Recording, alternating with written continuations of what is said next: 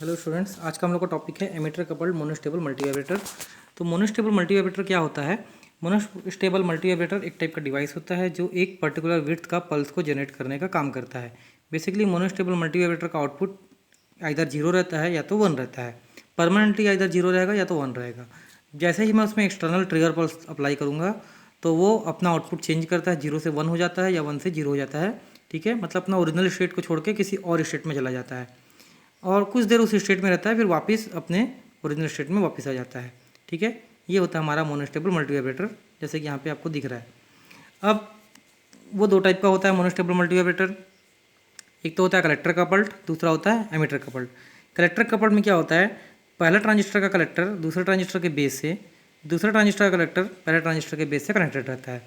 ठीक है, मतलब आउटपुट पहले ट्रांजिस्टर का आउटपुट दूसरे ट्रांजिस्टर के इनपुट से, दूसरे ट्रांजिस्टर का आउटपुट पहले ट्रांजिस्टर के इनपुट से कनेक्टेड रहता है। तो एक क्रॉस कपलिंग जैसा रहता है, इसलिए इसको बोलते हैं collector coupled. In case of emitter coupled, पहले ट्रांजिस्टर का कलेक्टर जो है दूसरे ट्रांजिस्टर के बेस से तो कनेक्टेड है, बट दूसरे ट्रांजिस्टर का जो कलेक्टर है वो पहले ट्रांजिस्टर के बेस से कनेक्टेड नहीं है। ठीक है, उसकी जगह पे हम लोग क्या किए हैं, यहाँ पे एक एक्सटर्नल एक रेजिस्टेंस लगाया है, एमीटर रेजिस्टेंस आर ई। इस टाइप से आर ई रहता है कि दूसरे ट्रांजिस्टर का जो आउटपुट रहता है वो पहले ट्रांजिस्टर के इनपुट से कनेक्टेड रहता है through this resistance R E. ठीक है, तो आर ई के क्रॉस जो वोल्टेज आएगा, ये वोल्टेज दूसरे ट्रांजिस्टर के आउटपुट वोल्टेज को रिप्रेजेंट कर रहा है। देखो, दूसरे ट्रांजिस्टर का आउटपुट वोल्टेज क्या है? VCN2, यहाँ का कलेक्टर और ग्राउंड के बीच का वोल्टेज, यही हमारा आउटपुट वोल्टेज है दूसरे ट्रांजिस्टर का। ये वोल्टेज कितना होगा? This voltage VCE2 plus this voltage VEN। तो VCN2 की वैल्यू कितनी होगी? VCE2 plus VEN, this is VCN2, ये होगा इतना, this voltage plus this voltage. ठीक है, अब इनपुट वोल्टेज देखते हैं दूसरे ट्रांजिस्टर का, VBN1, ये टोटल वोल्टेज यहाँ से लेकर यहाँ तक का, ये वोल्टेज कितना होगा? This voltage VBE1 base to emitter plus this voltage. ठीक है, इतना voltage is equal to this voltage plus this voltage. ठीक है, सो यहाँ पे VBN1 is equal to VBE1 plus VEN। तो देखो आप, VEN जो क्या है एक्चुअल में दूसरे ट्रांजिस्टर के आउटपुट को रिप्रेजेंट कर रहा है, यहाँ से VCN2 का एक पार्ट है, और ये अप्लाई हुआ है कहाँ पे? मेरे इनपुट में जाके ऐड हो रहा है, तो टोटल मेरे को इनपुट वोल्टेज मिल रहा है दूसरे ट्रांजिस्टर का। तो मतलब मैं फीडबैक के थ्रू यहाँ पे दूसरे ट्रांजिस्टर के आउटपुट को पहले ट्रांजिस्टर से कपल कर रहा हूँ थ्रू दिस रेजिस्टेंस। ये रेजिस्टेंस को बोलते हैं हम लोग एमीटर रेजिस्टेंस या फिर फीडबैक रेजिस्टेंस। तो एमीटर के थ्रू कपलिंग हुई है, इसलिए इसको बोलते हैं एमीटर कपल्ड। अब ये मोनोस्टेबल मल्टीवाइब्रेटर के अंदर दो ट्रांजिस्टर रहते हैं, एक रहता है Q1, एक रहता है Q2। Q1 हमेशा ऑफ रहेगा, Q2 हमेशा ऑन रहेगा। ठीक है, ये उसका एक स्टेबल स्टेट होगा, Q1 ऑफ Q2 ऑन। तो एक मोनोस्टेबल मल्टीवाइब्रेटर के दो स्टेट होते हैं, एक स्टेबल स्टेट और एक होता है quasi stable state. Stable state में क्या होता है? Q1 ऑफ रहता है, Q2 ऑन रहता है। क्वासी स्टेबल में क्या होगा? उल्टा, Q1 ऑन हो जाएगा, Q2 ऑफ हो जाएगा। तो नॉर्मल केस क्या है? Q2 on and Q1 of, this is the normal case. और क्वासी स्टेबल केस क्या होगा? उल्टा, Q1 ऑन, Q2 ऑफ। ठीक है, नॉर्मली Q1 ऑफ रहेगा, Q2 ऑन रहेगा। जैसे ही मैं इस सप्लाई को ऑन करता हूँ, VCC देता हूँ इस ट्रांजिस्टर को, इस सर्किट को, तो उसी टाइम Q1 जो रहता है ऑफ हो जाता है और Q2 जो रहता है मेरा ऑन हो जाता है। मतलब मेरा जो ट्रांजिस्टर है, ये सर्किट है, वो एक स्टेबल स्टेट में पहुंच जाता है, Q2 ऑन और Q1 ऑफ में। ये नॉर्मल कंडीशन है। ठीक है, तो ये हम लोग देखते हैं इस केस को। हम लोग यहाँ पे इस टाइप से नेटवर्किंग किए रहते हैं, रेजिस्टेंस R1 R2 की वैल्यू इस टाइप से सेलेक्ट करते हैं कि ये जो वैल्यू है VB1, इसकी वैल्यू कम रहे इस वोल्टेज से। यहाँ पे जो वोल्टेज आ रहा है VEN, इस वोल्टेज से ये वाला वैल्यू VBN1, ये वैल्यू कम रहना चाहिए, जिससे क्या होता है, ये ट्रांजिस्टर कट ऑफ में रहता है हमेशा के लिए। ठीक है, इस टाइप से हम लोग चूज़ करते हैं कि ये ट्रांजिस्टर जैसे ही हम लोग VCC सप्लाई दें, ये ट्रांजिस्टर ऑफ हो जाए। और दूसरा, इस ट्रांजिस्टर के बेस को हम लोग यहाँ से VCC से डायरेक्ट कनेक्ट किए हुए हैं, मतलब इसमें हाई वोल्टेज दे रहे हैं, तो ये ट्रांजिस्टर हमेशा ऑन रहता है। मतलब बाइसिंग इस टाइप से की जाती है कि जैसे ही आप सर्किट ऑन करोगे, ये ट्रांजिस्टर आपको ऑफ मिलेगा, ये ट्रांजिस्टर आपको ऑन मिलेगा। उसी केस को हम लोग स्टडी करते हैं। केस 1, जैसे ही मैंने सर्किट चालू किया टाइम t इक्वल टू 0 पे, मेरे को ट्रांजिस्टर नंबर 2 जो था ऑन मिला, यानी कि सैचुरेशन में मिला, और ट्रांजिस्टर नंबर 1 जो था वो ऑफ मिला, यानी कि वो ओपन सर्किट हो गया। और ट्रांजिस्टर नंबर 2 जब ऑन था तो उसके क्रॉस जो VBE रहेगा वो हो जाएगा VBE सेट, और VCE कलेक्टर और मीटर के बीच का वोल्टेज हो जाएगा VCE सेट। यहाँ का जो कलेक्टर वोल्टेज है VC2, उसकी वैल्यू है दिस VCN2, कलेक्टर और ग्राउंड के बीच का वोल्टेज। यहाँ पे एमीटर रेजिस्टेंस लगा हुआ है RE, और यहाँ पे एमीटर रेजिस्टेंस के क्रॉस वोल्टेज आ रहा है VEN2। ठीक है, अभी यहाँ पे कितना वोल्टेज आ रहा है? VEN2। तो जितना वोल्टेज यहाँ पे आएगा उतना ही वोल्टेज इस पार्ट में भी अप्लाई होगा, उतना ही वोल्टेज आपके इस पार्ट में भी अप्लाई होगा। मतलब यहाँ पर का जितना वोल्टेज है उतना वोल्टेज यहाँ पर भी आएगा, उतना वोल्टेज यहाँ पर भी आएगा। नाउ ये VB यहाँ का जो बेस वोल्टेज है उसकी वैल्यू कितनी होगी, VBN2 की value, this value is equal to होगी दिस वैल्यू VBE2, ठीक है, इतनी वैल्यू प्लस इतनी वैल्यू, ये total value is equal to this value plus this value, इतनी वैल्यू कितनी है VBE सेट प्लस VEN2। तो VBN2 ट्रांजिस्टर 2 का बेस वोल्टेज कितना होगा, VBE2 सेट प्लस VEN2, ठीक है, ये याद रखना। ट्रांजिस्टर 2 का जो बेस वोल्टेज रहेगा मतलब यहाँ पर का वोल्टेज वो होगा इतना वोल्टेज VBE2 प्लस VEN2, इस एमीटर के क्रॉस का वोल्टेज। ट्रांजिस्टर 2 का जो कलेक्टर वोल्टेज होगा वो कितना होगा, VCN2। N क्या है, एक्चुअली न्यूट्रल पॉइंट है, ग्राउंड पॉइंट है। कलेक्टर और ग्राउंड के बीच के वोल्टेज को बोल रहा हूँ VCN2, इसका आउटपुट।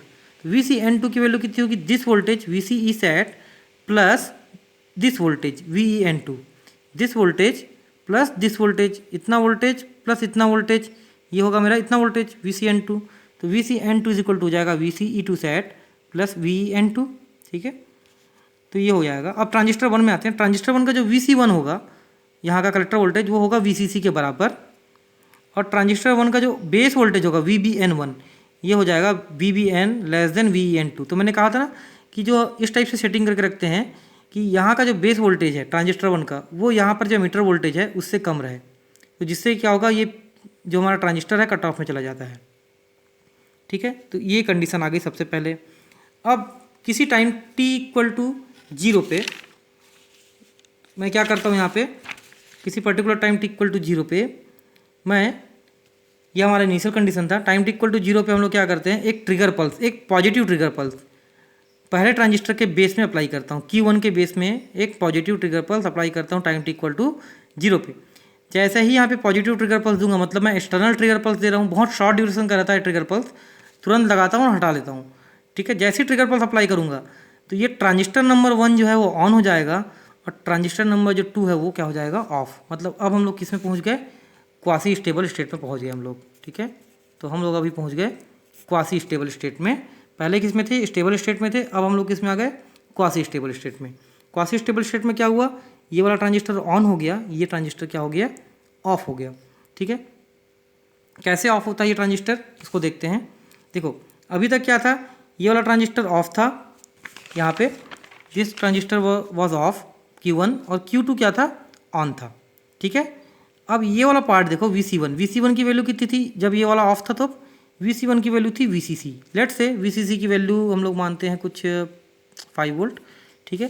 तो VC1 जो था 5 वोल्ट में था मान लेते हैं, और ये VEN की वैल्यू कितनी थी मान लेते हैं, ये थी लेट से 2 वोल्ट, ठीक है, इसमें तो कुछ थी। अब यहाँ पे क्या होता है, जैसे ही ये ट्रांजिस्टर मैं ट्रिगर पल्स अप्लाई करता हूँ टाइम t=0 पे, इस ट्रांजिस्टर के बेस में, यहाँ पे जैसे ही इस ट्रांजिस्टर के बेस में ट्रिगर पल्स अप्लाई करता हूँ ये वाला ट्रांजिस्टर तुरंत ऑन हो जाता है। अब कंडीशन क्या है, ये ट्रांजिस्टर भी ऑन है, ये ट्रांजिस्टर भी ऑन है, मान लेते हैं कि ये वाला ट्रांजिस्टर भी ऑन है, पहला ट्रांजिस्टर भी ऑन हो गया है, ये ट्रांजिस्टर भी ऑन हो गया है और ये ट्रांजिस्टर भी ऑन हो गया है। उस केस में क्या होगा, जैसे ही ये ट्रांजिस्टर ऑन होगा, यहाँ पर का ट्रांजिस्टर जैसे ही ऑन होगा, यहाँ से करंट फ्लो करेगा I1 अमाउंट का। पहले तो करंट 0 था क्योंकि यहाँ पे कट ऑफ था, ओपन सर्किट था, तो कोई करंट फ्लो नहीं हो रहा था। अब यहाँ पे एक करंट फ्लो करेगा I1 अमाउंट का, I1RC, ये ट्रांजिस्टर से होते हुए यहाँ जाएगा सीधा, ठीक है। तो ये जैसे ही करंट यहाँ पे फ्लो करना चालू करेगा तो इस रजिस्टेंस के क्रॉस एक ड्रॉप क्रिएट होगा, एक वोल्टेज ड्रॉप बनेगा I1 × RC1 अमाउंट का, ठीक है। तो पहले यहाँ पे कितना वोल्टेज था VC1 के क्रॉस, VCC। अब जैसे यहाँ से करंट फ्लो करना चालू कर दिया तो VC1 की वैल्यू कितनी हो जाएगी, VC1 = VCC minus I1 RC1, ठीक है। यहाँ पे वो KVL लगाओ। तो अब VC1 का वैल्यू अभी VCC पे था, VCC मतलब 5 वोल्ट पे था। जैसे ये ट्रांजिस्टर ऑन हुआ, पहला नंबर का ट्रांजिस्टर, यहाँ से करंट फ्लो किया I1 और इस रजिस्टेंस के क्रॉस ड्रॉप क्रिएट हुआ, वोल्टेज ड्रॉप आया। लेट से वोल्टेज ड्रॉप 4 वोल्ट का है, तो अचानक से VC1 की वैल्यू क्या हो जाएगी, सीधा 5 वोल्ट से गिर के किस में आ जाएगी, 1 वोल्ट पे, क्योंकि 4 वोल्ट का ड्रॉप कौन ले गया, ये RC1 ले गया, ठीक है। पूरा का पूरा ड्रॉप ये खा गया, 5 में से 4 वोल्ट ये खा गया, VC1 को क्या मिला, 1 वोल्ट। तो पूरा ड्रॉप यहाँ पे आ जाएगा, VC1 को केवल 1 वोल्ट मिलेगा। तो VC1 की वैल्यू एकदम से कम हो जाएगी। जैसे ये ट्रांजिस्टर ऑन होता है VC1 की वैल्यू तुरंत एकदम कम हो जाती है, कितने अमाउंट से, I1 RC1 अमाउंट से। जितना वोल्टेज ड्रॉप यहाँ पे आता है, since this is connected to this point directly, देखो यहाँ से ये कनेक्टेड है इस पॉइंट से सीधा सीधा, ठीक है, यहाँ से देख लो ये वाला पॉइंट और ये वाला पॉइंट सीधा कनेक्टेड है, तो जितना वोल्टेज ड्रॉप इस पॉइंट पे आता है वो सेम अमाउंट का वोल्टेज ड्रॉप इस पॉइंट पे आता है। तो टाइम इक्वल टू 0 पे जैसे ही मैं ट्रिगर पल्स अप्लाई करता हूँ, ये VC1 की वैल्यू एकदम से गिर जाती है, इसमें वोल्टेज ड्रॉप आ जाता है I1 RC1 अमाउंट का। जितना वोल्टेज ड्रॉप यहाँ पे आता है उतना ही वोल्टेज ड्रॉप यहाँ पे आता है।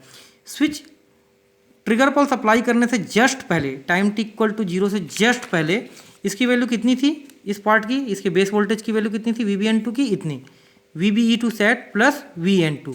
लेट से ये VBE2 की वैल्यू मान लेते हैं हम लोग 1 वोल्ट मान लेते हैं, और VN2 की वैल्यू मान लेते हैं 2 वोल्ट। तो पहले कितनी वोल्ट में था, ये 3 वोल्ट में काम कर रहा था पहले। अचानक से इसमें कितना वोल्ट का ड्रॉप आया, I1 RC1 अमाउंट का ड्रॉप आया। जैसे ही ट्रांजिस्टर ऑन हुआ, यहाँ पे कितना वोल्टेज का ड्रॉप आया इस RC1 के क्रॉस, यहाँ पे ड्रॉप आया 4 वोल्ट का। तो VC1 की वैल्यू में कितना ड्रॉप आया, 4 वोल्ट का। तो VC1 की वैल्यू 5 वोल्ट पे था पहले, सीधा कम हो गया 4 वोल्ट से, तो ये हो गया 1 वोल्ट। जितना वोल्टेज ड्रॉप यहाँ पे आएगा सेम वोल्टेज ड्रॉप यहाँ पे भी आया। तो जस्ट स्विच करने से पहले, ट्रिगर करने से पहले यहाँ का वोल्टेज कितना था, 3 वोल्ट। अब इसमें कितना का ड्रॉप आ गया, 4 वोल्ट का, उतना ड्रॉप यहाँ पर भी आएगा। तो VB2 की वैल्यू में भी 4 वोल्ट का ड्रॉप आएगा, मतलब इसकी वैल्यू कितनी हो जाएगी, -1 वोल्ट। मतलब VB2 की वैल्यू बहुत कम हो जाएगी तुरंत। तो जैसे ही मैं ये ट्रांजिस्टर में ट्रिगर पल्स देता हूँ, पॉजिटिव ट्रिगर पल्स, ये ट्रांजिस्टर ऑन हो जाता है। इस ट्रांजिस्टर के ऑन होने के कारण यहाँ पे एक करंट फ्लो करता है तुरंत I1 अमाउंट का, जिसके कारण इस रेजिस्टेंस RC1 में एक वोल्टेज ड्रॉप आता है I1 RC1 का। इतना वोल्टेज ड्रॉप इस VC1 में भी आता है, जितना वोल्टेज ड्रॉप यहाँ पर आता है उतना ही वोल्टेज ड्रॉप फिर इस VB2 में भी आता है। तो VB2 का जो वोल्टेज रहता है वो एकदम से कम हो जाता है, इतना। ये पहले का वोल्टेज है, जस्ट ट्रांजिस्टर के ऑफ होने से पहले का वोल्टेज इतना है, और जैसे ही मैं ट्रिगर पल्स अप्लाई किया, ट्रिगर पल्स अप्लाई करते यहाँ का वोल्टेज हो जाता है this voltage minus I1 RC1 voltage, ठीक है। तो ये वोल्टेज बहुत कम हो जाता है, मतलब तुरंत ही, जिसके कारण ये ट्रांजिस्टर किस में चला जाता है, कट ऑफ में। तो अब हम लोग किस में पहुँच गए, केस 2 में। केस 2 में क्या होता है, क्वासी स्टेबल स्टेट में Q1 ऑन हो जाता है, Q2 जो रहता है वो ऑफ हो जाता है, ठीक है। Q1 ऑन हो गया, Q2 ऑफ हो गया। इसके कारण Q1 ऑन हुआ तो ये VB की वैल्यू हो जाएगी VB सेट, VC की वैल्यू हो जाएगी VC सेट, ठीक है। तो Q1 ऑन होने के कारण VB की वैल्यू हो जाएगी VB सेट, VC की वैल्यू हो जाएगी VC सेट।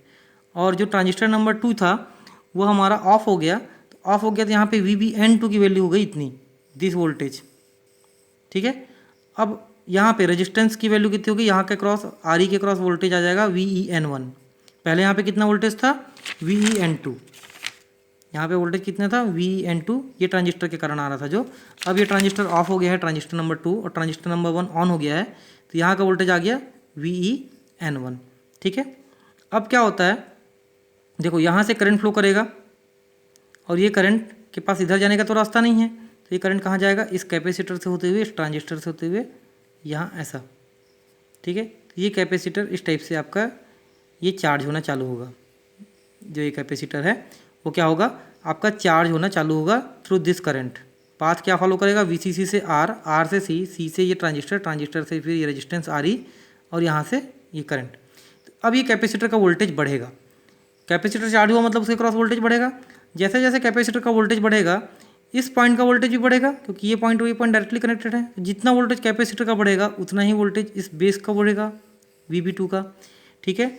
अब मतलब VB2 का वोल्टेज जो रहेगा वो बढ़ते जाएगा, बढ़ते जाएगा, बढ़ते जाएगा। एक पर्टिकुलर कंडीशन ऐसे आएगा जब VB2 की वैल्यू VBE2 प्लस VEN1 के बराबर हो जाएगी, मतलब this voltage plus this voltage, इतना वोल्टेज प्लस दिस वोल्टेज के बराबर हो जाएगी। क्योंकि इस ट्रांजिस्टर को ऑन होने के लिए कितना वोल्टेज चाहिए, मैंने बताया था ना, अगर एक हमारे साथ एक एमीटर रेजिस्टेंस लगा हुआ है, तो इस ट्रांजिस्टर को ऑन करने के लिए बेस में कितना वोल्टेज देते हैं, इसका ये voltage cut in voltage plus emitter के क्रॉस जितना वोल्टेज आ रहा है वो, this voltage that is cut in voltage of transistor and VEN1।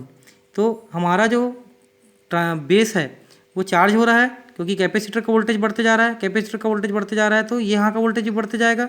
एक पर्टिकुलर कंडीशन ऐसी आएगी कि VB2 बढ़ते बढ़ते इस वोल्टेज तक पहुँच जाएगा, V गामा प्लस VN। जैसे ही इस VB2 यहाँ पे पहुँचेगा, ये ट्रांजिस्टर नंबर 2 ऑन हो जाएगा और ट्रांजिस्टर नंबर 1 ऑफ हो जाएगा, ठीक है। ट्रांजिस्टर नंबर 2 ऑन हो जाएगा और ट्रांजिस्टर नंबर 1 ऑफ हो जाएगा।